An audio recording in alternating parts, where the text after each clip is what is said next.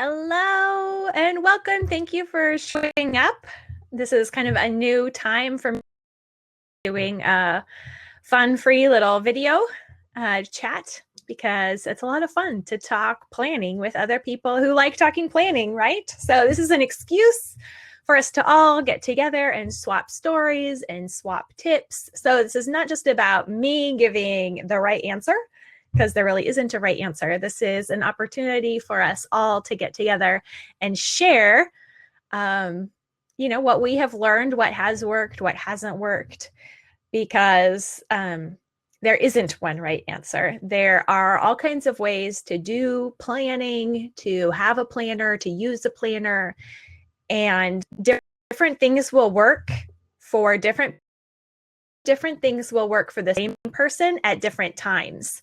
So we're going to share some ideas a little bit and try to help each other figure out what is working and what isn't working with our planning system. So, and I think this will be a lot of fun. And I'm going to try to keep it right about half an hour, because after that, my kids will need to be checked on, make sure they are to get back on track. So they get a break and I get a break with you. So this will be fun. There, that green button down below is a download link to a PDF of my current planner template that I am using. It is a blank PDF, and it used to have a date. If you downloaded it like more than 5 minutes ago, it had a date up at the top, and since it's a PDF, you can't edit it. So I fixed that. So if you download it now, if you click that, it takes you to a download. It'll just download the PDF right away, and it's just blank. Mine is all filled in. You can see that it has stuff on it, but the one down there is blank for you to fill in. You can fill it in by hand if you have super tiny handwriting, because it is a week at a time view page, the whole week on one page. But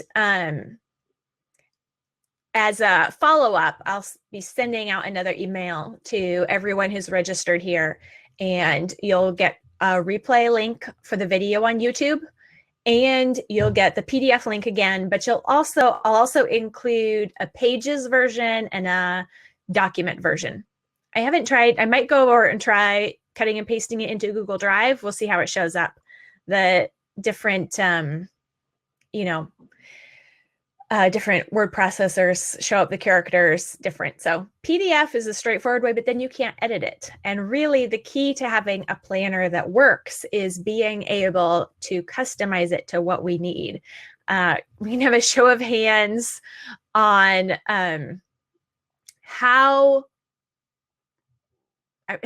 now I started looking at the chat box and I forgot my train of thought. How many times have you tried to use someone else's planner and had the, the boxes or the questions and all of that not work for you? Like where you thought that maybe this format that worked for other people, that someone really smart put together, there are questions, there are boxes to fill in, menu plan or whatever, that are there for you, and you start filling it in and you feel like you spend way too much time planning. You feel like you spend way too much time planning, or it's just not the right fit. It's not the right question. Like it just doesn't click. The main thing is it feels like a waste of time. And who wants to waste time? That's like the death knell. If I feel like this is wasting my time, whether it is or not, I just can't make myself, right? That was part of my problem with making my bed for the longest time. I felt like it was a waste of time. And if it's a waste of time, I'm not doing it. So I had to change my category, my idea of what it was doing before I could learn that habit. And some of us have to have that same thing with planners if we have wasted our time in planners before, and I definitely have. it's a thing. Like, not all planning time is a good use of time. We can waste our time planning. But if we start going into that pattern of thinking where we say that all planning, or therefore any time I spend planning, is a waste of time, or any planner is a waste of time, they're not going to work for us. We're not going to be able to use our planner in a good way because we're kind of coming at it with that bad attitude. But it could be like an honestly one bad attitude, right? Because maybe that's your entire experience with planners, is it not working for you. And so it just being a bunch of busy work, someone else's ideas of things that you should write down every day. And you look at it at the end of the day and you're like, that didn't do anything for me. So we're going to look at planning, the process, and the different ways to go about it, some different ideas for planning and not wasting time. So some of this is going to be review. If you are already in Work the Plan, which is one of my programs, then a lot of this is going to be review already, but that's because we need review, right? So Work the Plan is a lifetime membership, so we can go back and review it all. And in the Work the Plan Premium, there is a special module just on planners and putting one together that really works for you. So we're just going to cover a tiny bit of that today, that same idea of putting together a planner that works for you and figuring out what that means. So yes, trying to come up with ways to fill the blanks. We all need review, because sometimes something that was working for us for a long time ends up not working. Like, something about life changes, our situation, maybe the ages of our kids, the responsibilities we have on our plate. Even if we do find something that works for us, it's not a guarantee that it's going to work for us forever. So our planning system, and our planner in particular, is something that we do have to come back and revisit and reiterate, put together again. That's not a waste of time if we're coming back at it regularly, but not like remaking the entire plan every day, because I've done that. That is a waste of time. It's productive procrastination that feels productive, because it's like, okay, my life is entirely falling apart. I don't even know what to do next. I'm just going to make a new planner page because that'll help.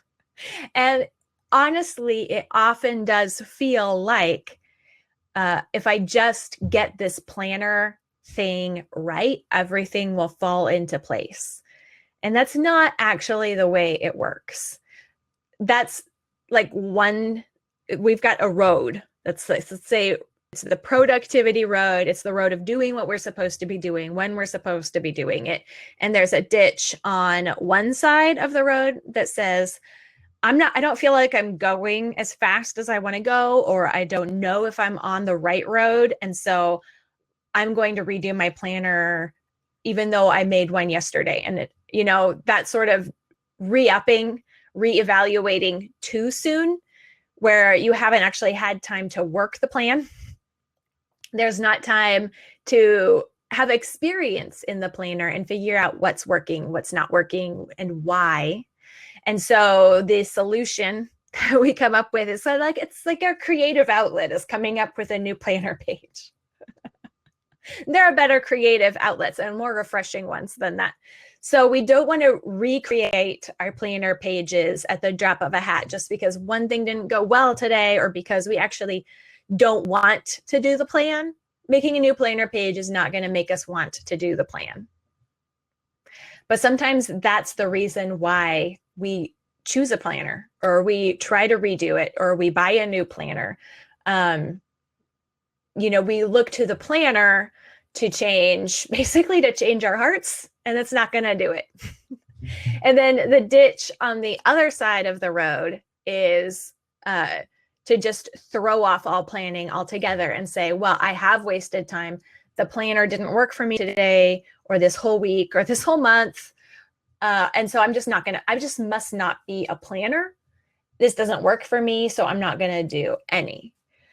And that is a ditch on the side of the road. Being organized, being productive doesn't mean that you have to be a driven type, a super, fast, high energy kind of person.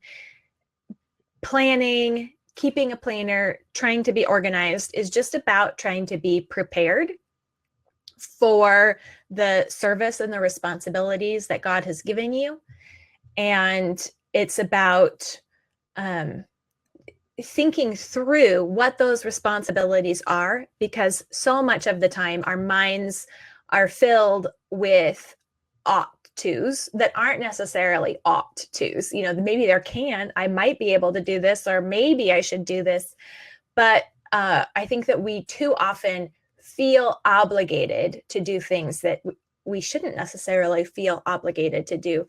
So the process of planning is distilling what are my responsibilities and where should my focus be, so that when those different ideas, details, possibilities come at you, you can legitimately and without too much decision fatigue or gut-wrenching pros and cons lists, just say, not room for that, or that's not part of my priorities right now.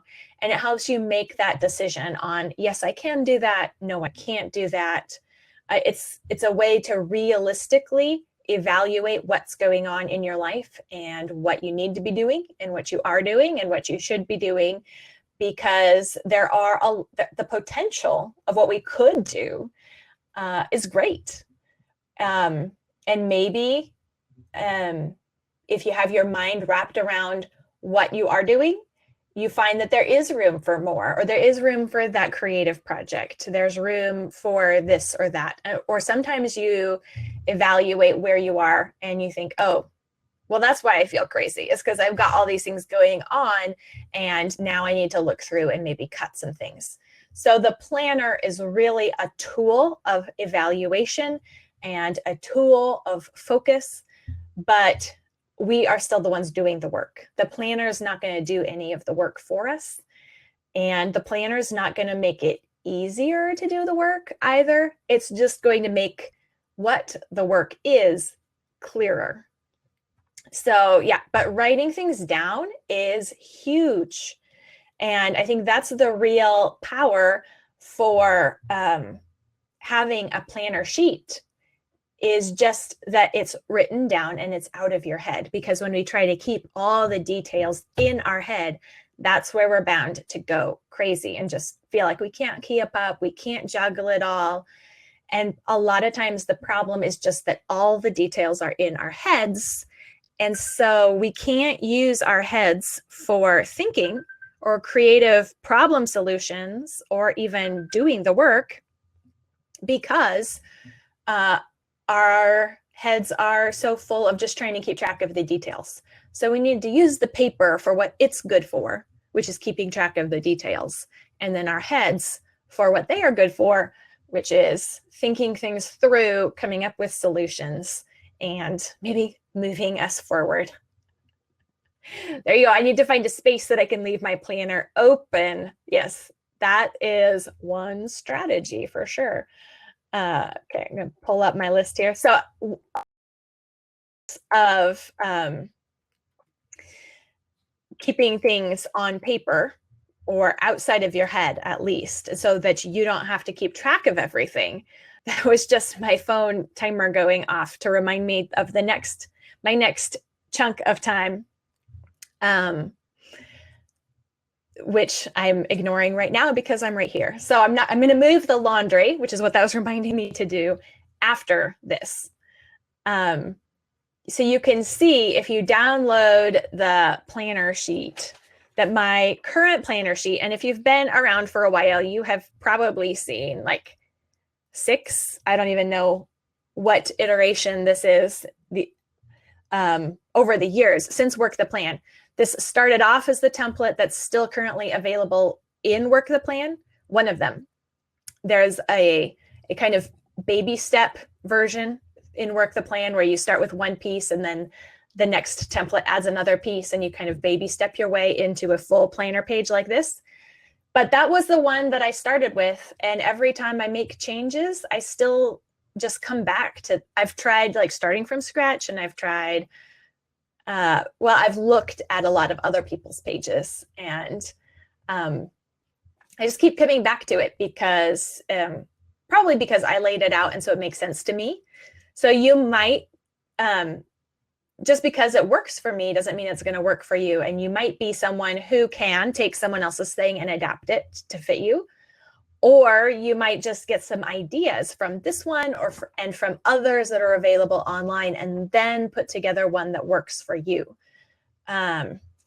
So one of the new things on my sheet, and actually this was, I think that it was one of Katie Newby's planner pages that she sent me that she made. She had, and I've seen other planners too out there that, you know, they have the times on it, which I've always like, that's not gonna, I can't put times on things. What this, my planner has now are time blocks. So you can see there on the side, like that says noon to 2, 8 to noon is our school block. And I have the 3 most important things to get done in that block. So it's not like a schedule, like, you know, at noon, I have to change the laundry. But at noon, when my time blocks change, I do have an alarm on my phone that's going to go off and remind me, hey, time is passing. It's your next chunk. And it tells me what the first task of my new chunk is. So even though the schedule isn't set in stone sort of thing, like things happen. Maybe we won't be done with school yet. Maybe I'll be online. But I need that reminder, that prompt that says, oh yeah, time is passing. I do have other things to move on to do. And one of the reasons why that's working well for me now is that I don't have a baby right now. And if you do, then this kind of setup will probably, you know, unless your brain works differently than mine, not work. So we go through these different seasons where we're using time differently. We need to think about time differently and put together the plan in a way that matches how our life is flowing. So if you have a baby, or if you have primarily toddlers, then the way that your time flows, the way your day flows is unique, and it's a thing.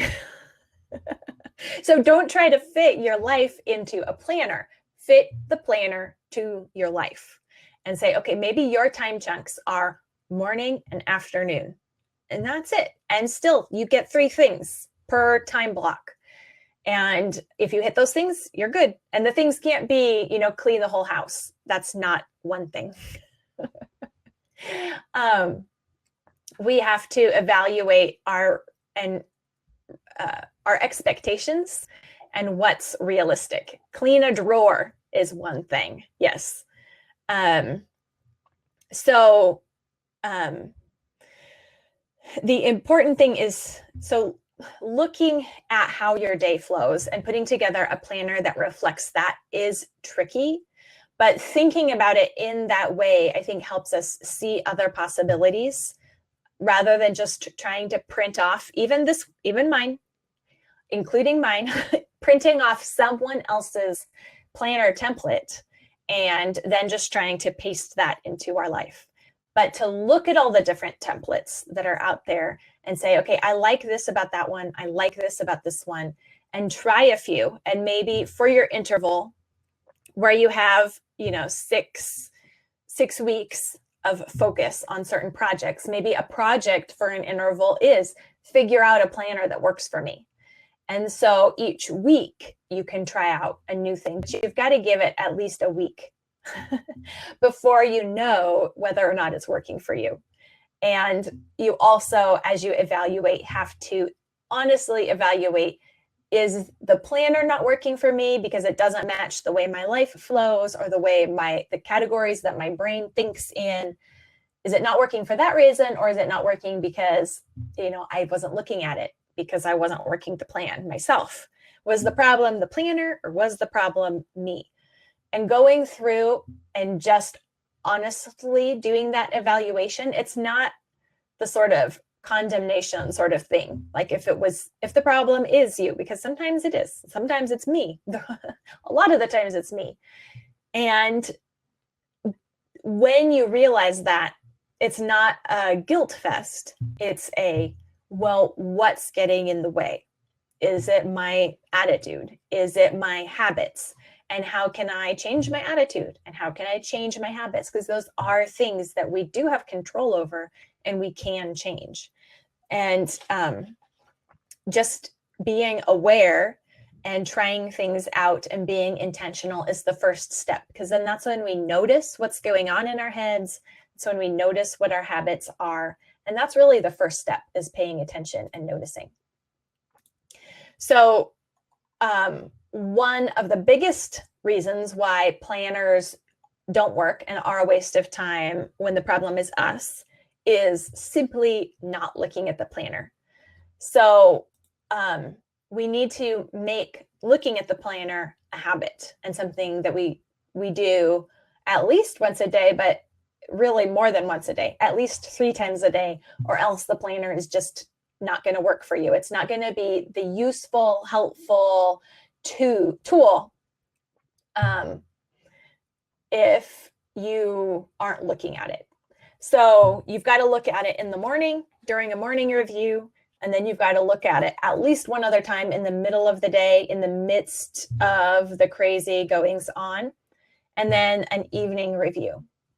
So those are the habits that make a planner work, that we go over within Work the Plan. And I also have several blog posts at Simply Convivial about the morning review and an evening review and a weekly review. That basically means you have to look at it for it to work for you. And a lot of times, like almost anything would work if we used it. So, and the using it gives us that experience that helps us see which parts of it do and don't fit our lives. So we won't know what kind of planner works for us unless we actually get some experience using one. So it's totally okay to just start with something. Even if your something is a blank sheet of paper that you just have notes all over, or it's a page that just has different, like a sticky note per day, and you jot notes. It does not have to be fancy. It does not have to be, organized in like a Instagram photo shoot kind of way. It doesn't have to be just so, or just the perfect planner, the kind that you want to use for forever. It has to be something so you get experience and figure out what's going to work for you right now. So it's not so much about the planner page itself, the format, the template, what's on it, what's not on it. What really matters is just that we have a place where we put things down that we can refer to, so that we can keep things on paper and not in our own heads. So it doesn't have to be a scrapbook. Nope. If it's not as pretty as the other ones that you see on Instagram, that doesn't mean that you're doing it wrong. And the pretty planner isn't going to be more helpful necessarily. You do want the planner to be something that attracts you.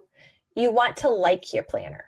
So if you're a super crafty, you love your washi tape, you love stickers, then more power to you. Like, make your planner into something that you like. But I like lists. So you'll see mine is basically a bunch of long lists. And so it works for me because it's what I like. So think about that too. The planner page can be whatever you like. And the more you like it, the more it reflects the way you think about things, the way your mind works. If you're more of a free form person, then maybe you want to use sticky notes that you can move around to different places. There are a lot of different options. The daily docket in Plan Your Year. Yep, because I already have it. Yep, and it has categories. So that is one thing on this planner sheet that I'm using now that you can get the template on. There is kind of that the weekly time chunks. So the day is set up into chunks that work for me. These are the natural breaks in my day. And so I didn't create chunks in my day. I noticed what were already chunks in my day when there are natural transition points. And I use those. So I'm not trying to create something and then shove my life into it. I'm noticing this is about the time that we have lunch. And then this is about the time, maybe the kids go play with their friends. So it's a different kind of time for me.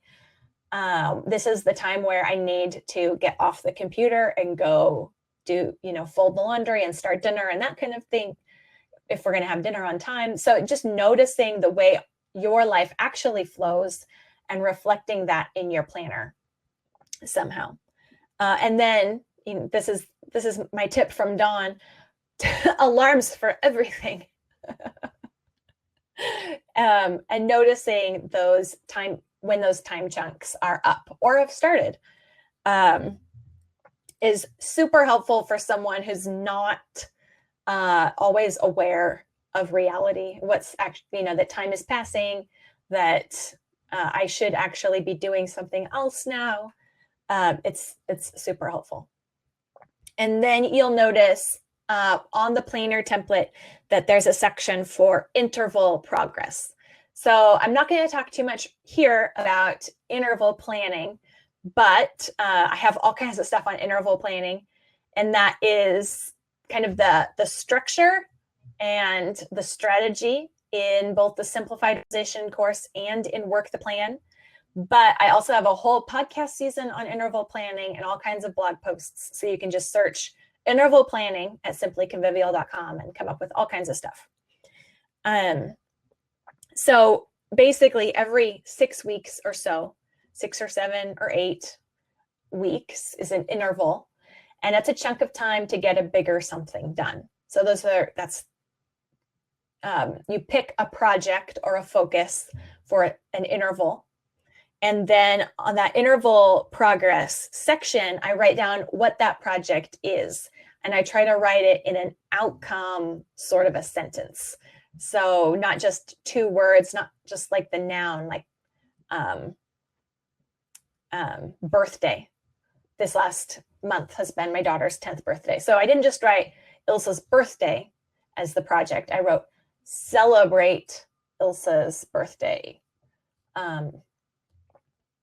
I forget, that one's done, so I took it off here. But I think it said something like, and make so that she feels special, or, so that's this bigger picture thing where it's not just, it's a fact. It's this is what I'm trying to pull off.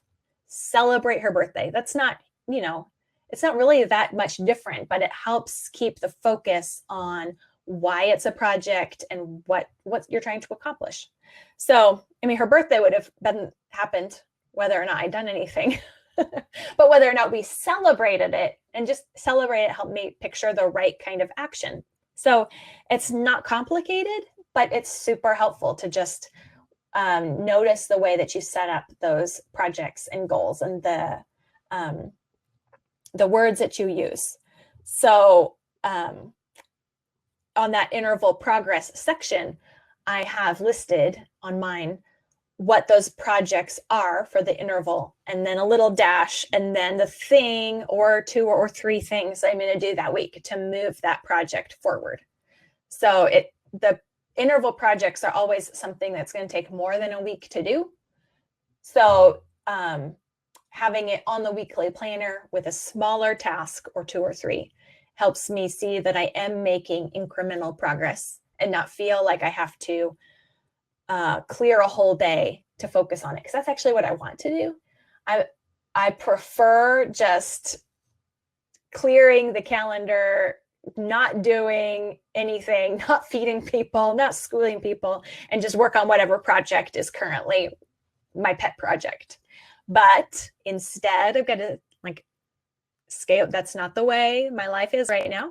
So we're gonna just, you have this bit of time for projects, and here's the next thing. And so I can do, still see that I'm making progress and still keep in touch with those projects just visually on my list, but without it taking over my mental energy or mental space, or, you know, my mental energy, basically. And then the bottom section down there is for your vocations. And again, I'm not going to get into vocations today, but basically those are your areas of responsibility. And the vocations, in as we work through them in Simplified Organization, the e-course, and in Work the Plan, the vocations are names that help us to think about what our responsibilities are. What are we here to do? Who are we here to be? And it's not up to us to establish our own vocations or identities. Vocation means calling. So if we're married, then one of our vocations is a wife. If we have children, then one of our vocations is a mother. And we don't pick that necessarily. We can't pick to not be, right? So it's noticing what our vocations that we're given are, and then organizing our life around that, instead of, you know, trying to envision who we want to be or are supposed to be in 10 or 5 years, or a life goal or whatever. It's more like looking around and observing, where has God placed me? What am I called to do here and now? Not necessarily super far into the future, but what about just right here and now? And identifying, well, what am I doing in those areas, and what should I be doing in those areas? And that helps us keep our eyes focused on the present and who we're called to serve right now, and what responsibilities we've been given right now. And that helps us filter, you know, the opportunities that come our way, or the ideas that flip through our head. So it helps us figure out what we should be spending our time on and what we should not be spending our time on. Do current chosen vocations fall in that definition? It depends. There is a free guide. If you go to simplyconvivial.com, you can search for vocations. And I think the post is called Know Your Vocations. And there's a free guide that you can download on helping you figure out what your vocations are. And yes. Well, if you've chosen to homeschool, then that's like, you can't keep your kids home from school and then not school them, right? So, yeah. Oh, thank you, Latoya. So yes, whatever you are responsible to do today, this week, this year, that somehow fits into your vocations. So it's kind of a little mental exercise, figuring out what the right names are, the categories, and all of that. But I think it's a very profitable exercise and thing to think through, because it helps us be intentional with our time and intentional with our decisions, and really know what we're about. And that helps us to say no when we need to say no, and it helps us to say yes when we need to say yes also.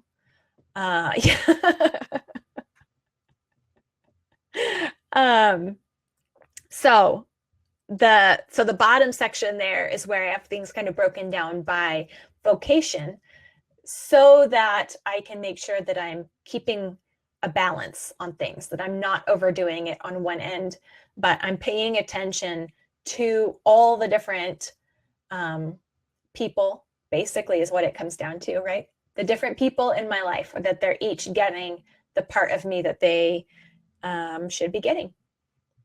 So it's been half an hour and I feel like I've talked a lot.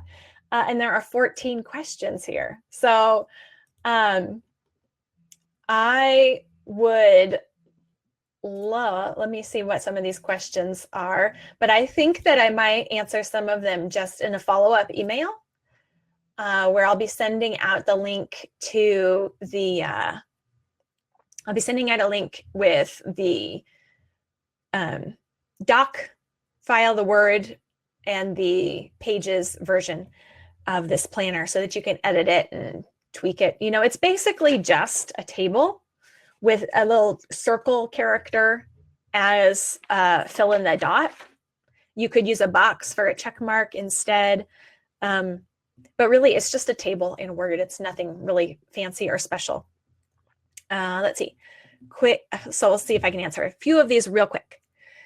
Do you use the same planner for homeschooling and personal homemaking? I use 2 planners, and I'm not sure if that's the most efficient.